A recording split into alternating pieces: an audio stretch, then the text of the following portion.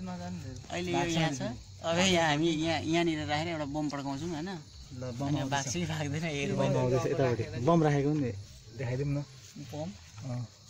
यो बम होइन यो चाहिँ अब फेस्टिभलमा पड्काइदिएको यो माग पुरा भाग्छ कि भाग्दैन अहिले ट्राई गर्नुपर्छ है हेलो ल यो छोड छोड नाउ लिसन टस बाल न टस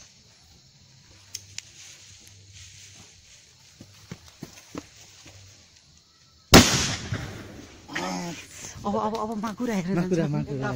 यति मात्र सरेछ अघि यहाँनिर थियो अहिले यता आएर लुकेको छ क्या कहाँ छ हौ खोइ